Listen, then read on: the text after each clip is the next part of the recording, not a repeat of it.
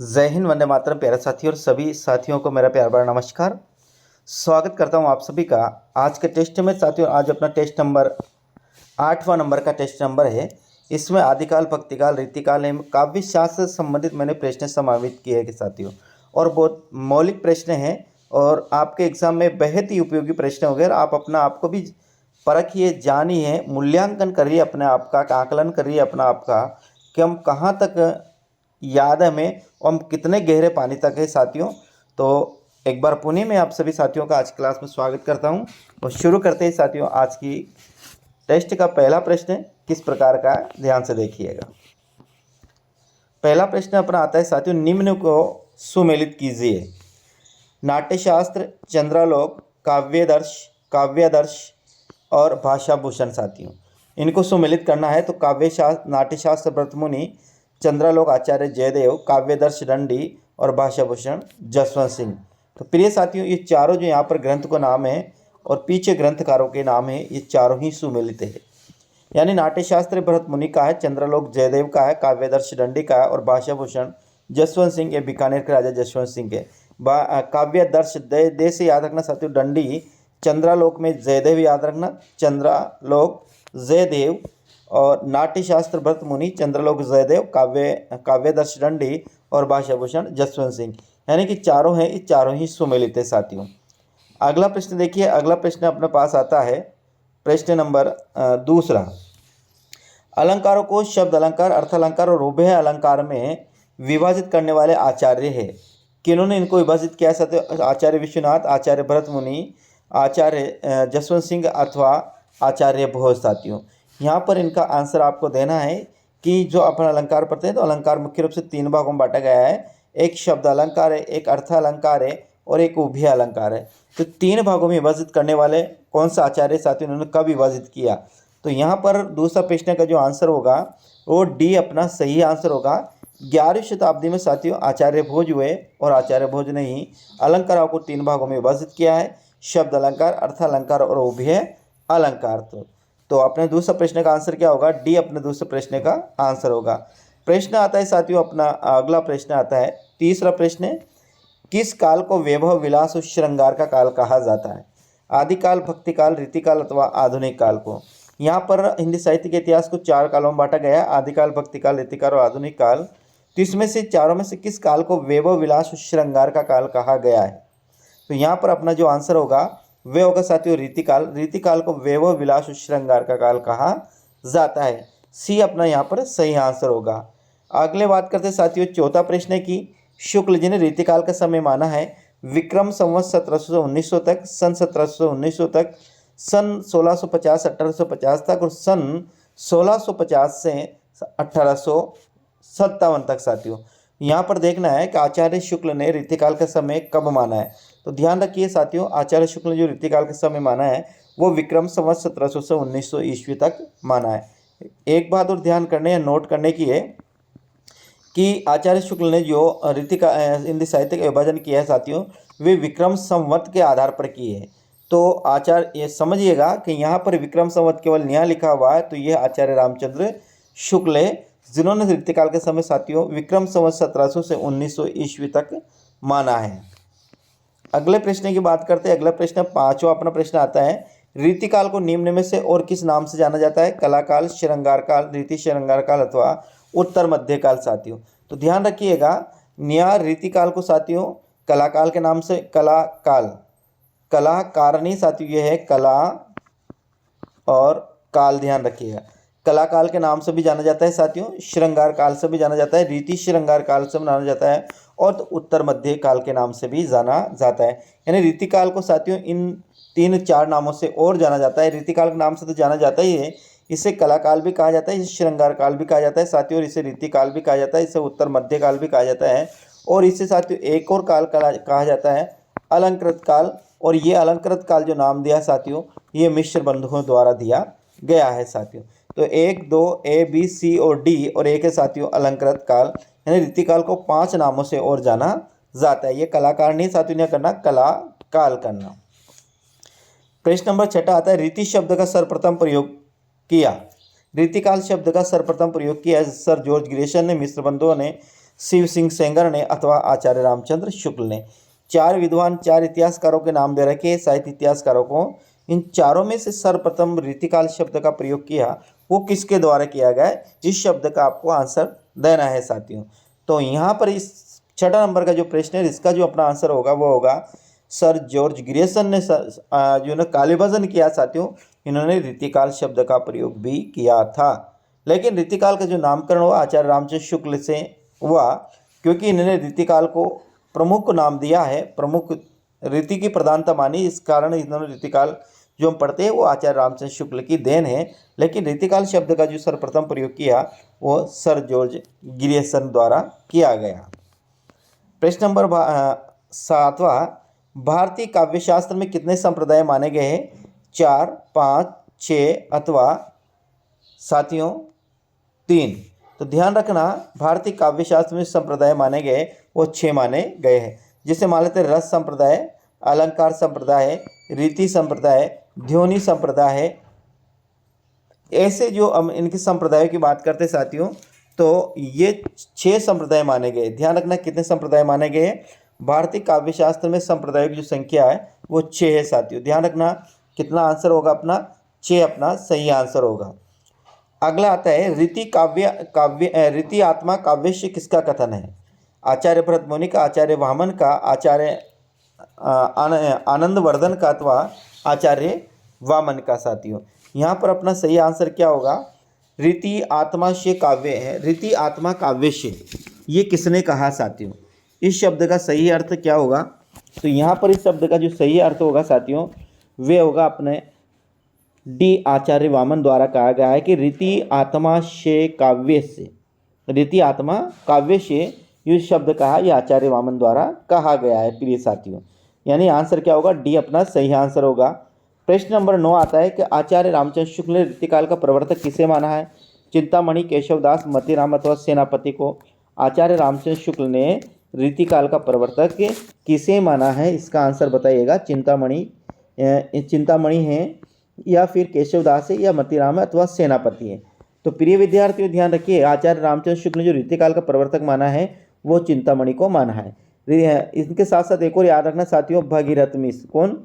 भगीरथ मिश्र ने भी साथियों रीतिकाल का प्रवर्तक चिंतामणि को ही माना है। और केशवदास को माना है साथियों डॉक्टर नगेंद्र बाबू श्याम सुंदर शर्मा द्वारा जो रीतिकाल का प्रवर्तक माना है वो केशवदास को माना है। और सर्वमान्य मतानुसार जो रीतिकाल का प्रवर्तक माना जाता है वो केशवदास को ही माना जाता है प्रिय साथियों। अगला प्रश्न है, रीतिकाल को रीति सिद्ध, रीतिबद्ध और रीति मुक्त काव्य धाराओं में किसने विभाजित किया? आचार्य रामचंद्र शुक्ल ने, डॉक्टर नगेंद्र ने, विश्वनाथ त्रिपाठी ने अथवा विश्वनाथ प्रसाद मिश्र ने साथियों। किसने इसको विभाजित किया? रीतिकाल को रीति सिद्ध, रीतिबद्ध और रीति मुक्त नामों से किसने विभाजित किया? तो यहाँ पर अपना जो सही आंसर होगा साथियों विश्वनाथ प्रसाद मिश्र ने रीतिकाल को 3 भागों में विभाजित किया, रीति सिद्ध, रीतिबद्ध और रीति मुक्त। ये 3 जो काव्यधाराओं में विभाजित किया, इन 3 काव्यधाराओं में विभाजित करने वाले जो विद्वान है वह है साथियों विश्वनाथ प्रसाद मिश्र। यानी कि अपना जो सही आंसर होगा डी अपना सही आंसर होगा। विश्वनाथ प्रसाद मिश्र ने रीतिकाल को 3 काव्यधाराओं में विभाजित किया है, रीति सिद्ध, रीतिबद्ध, रीति और रीति मुक्त काव्यधारा में। दूसरी बात साथियों, चैनल पर पहली बार तो चैनल को जरूर सब्सक्राइब करते हुए जाएगा, साथ साथ बेल आइकन को तो जरूर दबाइएगा ताकि हर प्रकार का टेस्ट और क्लास आपके पास जल्दी से पहुंच सके। उम्मीद करता हूं आपको ये क्लास बहुत बेहतरीन लग रही होगी और इसी प्रकार की अन्य क्लास से प्राप्त करने के लिए साथियों आप इन वीडियो को अधिक से अधिक शेयर कीजिएगा और लाइक करिएगा। बात करते हैं साथियों रीति सिद्ध काव्यधारा का प्रतिनिधित्व कवि किसे माना गया है? यानी रीतिकाल को 3 काव्यधारा माना गया। एक तो रीति सिद्ध है साथियों, और एक है रीति बद्ध है और एक है साथियों रीति मुक्त। इन 3 काव्यधाराओं में इसको विभाजित किया गया है। तो इस जो रीति सिद्ध काव्यधारा है इसका प्रतिनिधित्व कवि किसे माना गया है? रसनिधि, सेनापति, नेवाज अथवा बिहारी। रसनिधि, सेनापति, नेवाज अथवा बिहारी, इनमें से प्रतिनिधित्व कवि कौन है रीति सिद्ध काव्यधारा? तो यहाँ अपना जो आंसर आ गया साथियों डी यानी कि बिहारी को रीति सिद्ध काव्यधारा का प्रतिनिधित्व कवि माना जाता है। प्रश्न की बात करते हैं, प्रश्न नंबर आता है अब 12वां। घना आलम बोद्धा ठाकुर द्विजदेव किस धारा के कवि है? कौन? घनानंद, आलम, बोद्धा, ठाकुर और द्विजदेव किस धारा कवि है? रीति सिद्ध, रीतिबद्ध, रीति मुक्त अथवा इनमें से कोई नहीं साथियों। इसका सही आंसर देना है। कि घना आलम बोद्दा ठाकुर दिसदेव, घना आलम बोद्दा ठाकुर दिसदेव किस धारा के प्रमुख कवि है साथियों? तो यहाँ पर अपना होगा रीति मुक्त धारा के ये प्रसिद्ध कवि है। और रीति मुक्त धारा को साथियों स्वच्छंदवादी धारा भी कहा जाता है। क्या कहा जाता है? स्वच्छंदवादी। रीति मुक्त किसके द्वारा? वैसे ऐसे कवि साथियों जिन्होंने न तो लक्षण ग्रंथ लिखे हैं और ना ही लक्षण ग्रंथ लिखने की कोशिश की है, केवल अपने मन के मनोभावों को स्वतंत्र रूप से अभिव्यक्त किया, वह कवि रीति मुक्त काव्यधारा के अंतर्गत आते हैं। अगला प्रश्न देखते हैं। प्रश्न अपना आता है, प्रश्न 13वां नंबर आता है साथियों। 13वां नंबर का प्रश्न क्या पूछता है? अपन से पूछता है वो, काव्य शोभा करान धर्मान अलंकारे प्रचक्षते किसकी पंक्तियां हैं? क्या पूछता है? काव्य शोभा करान धर्मान अलंकारे प्रचक्षते किसकी पंक्तियां हैं? आचार्य वामन, आचार्य दंडी, आचार्य शुक्ल अथवा आचार्य केशवदास दासियों। साथियों इनमें से किसकी पंक्तियां हैं? किसने कहा है कि काव्य शोभा करान धर्मान अलंकारे प्रचक्षते? तो यहाँ पर अपना जो सही आंसर होगा साथियों वामन होगा, डी होगा, या वामन होगा, दंडी होगा, या फिर आचार्य रामचंद्र शुक्ल होगा, या आचार्य केशवदास होगा। तो अपना आंसर क्या होगा? बी अपना सही आंसर है। अर्थात आचार्य केशवदास ने, आचार्य दंडी ने अपने ग्रंथ, जिस ग्रंथ का नाम है काव्यादर्श, क्या नाम है? काव्यादर्श। किसके? दंडी के ग्रंथ का नाम है। दंडी ने अपने ग्रंथ काव्यादर्श में लिखा है कि काव्य शोभा करान धर्मान अलंकारे प्रचक्षते। आगे बात करते हैं। प्रश्न नंबर अपना आता है यहाँ पर 14। अलंकार काव्य के तत्व माने जाते हैं। बाह्य तत्व या आंतरिक तत्व, या बाह्य और आंतरिक तत्व, अथवा इनमें से कोई नहीं। अलंकारों को काव्य के कौन से तत्व माने गए? इनको बाह्य तत्व माना गया है, या आंतरिक तत्व माना गया है, अथवा दोनों ही माना गया है, अथवा इनमें से कोई नहीं। तो यहाँ पर जो अपना आंसर होगा प्रिय विद्यार्थियों वह होगा, अलंकारों को जो तत्व माना गया है, अलंकारों को यहाँ पर बाह्य तत्व माना गया है। यानी कि काव्य की शोभा बढ़ाते, काव्य की सुंदरता बढ़ाते, न कि उत्पन्न करते हैं।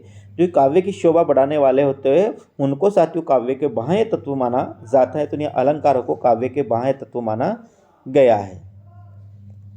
प्रश्न की बात करते हैं 15वां। अलंकार संप्रदाय के प्रवर्तक कौन है? आचार्य विश्वनाथ है, दंडी है, आचार्य भामे अथवा आचार्य वामन है साथियों। तो यहाँ पर अलंकार संप्रदाय का प्रवर्तक पूछा है 15 प्रश्न में।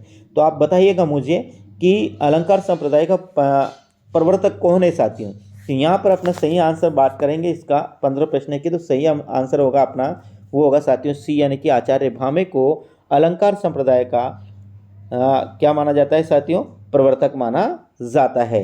ध्यान रखना, अलंकार संप्रदाय का प्रवर्तक किसे माना जाता है? आचार्य भामे को अलंकार संप्रदाय का प्रवर्तक माना जाता है। दंडी एवं रुद्रट माने गए हैं। अलंकारवादी आचार्य, रसवादी आचार्य, अलंकार एवं रसवादी दोनों हो, अथवा इनमें से कोई नहीं।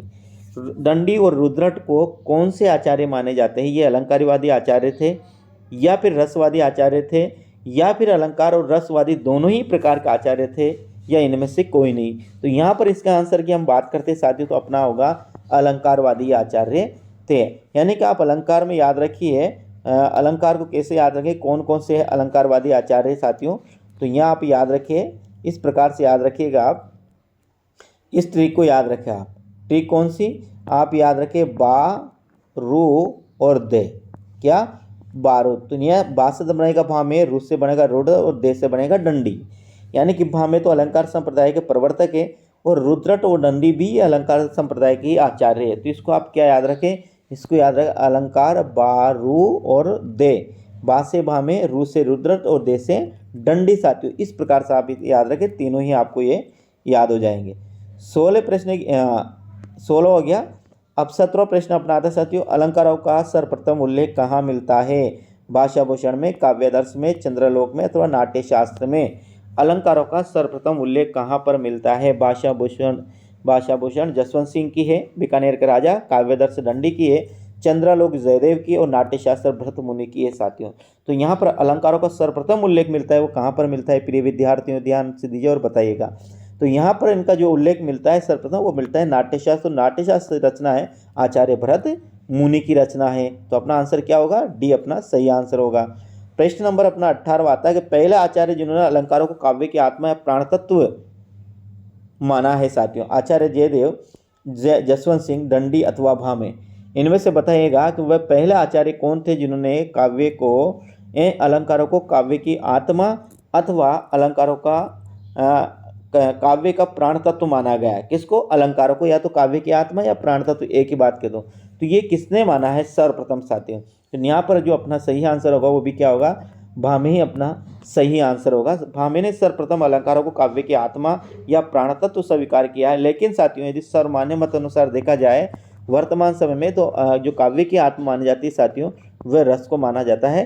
काव्य का जो प्राण तत्व माना जाता है वो रस को ही माना जाता है साथियों। प्रश्न नंबर बात करते हैं अपन यहाँ पर 19वां प्रश्न की, वर्णों की आवर्ती होने पर कौन सा अलंकार होता है। प्रश्न पढ़ लीजिएगा, एक बार प्रश्न देख लीजिएगा आप, इसके थोड़ा सा मिस्टेक हो गई है। पहले वर्णों की आवर्ती, आवर्ती का मतलब है दो या दो से अधिक बार आना या बार बार आना, बार बार आना।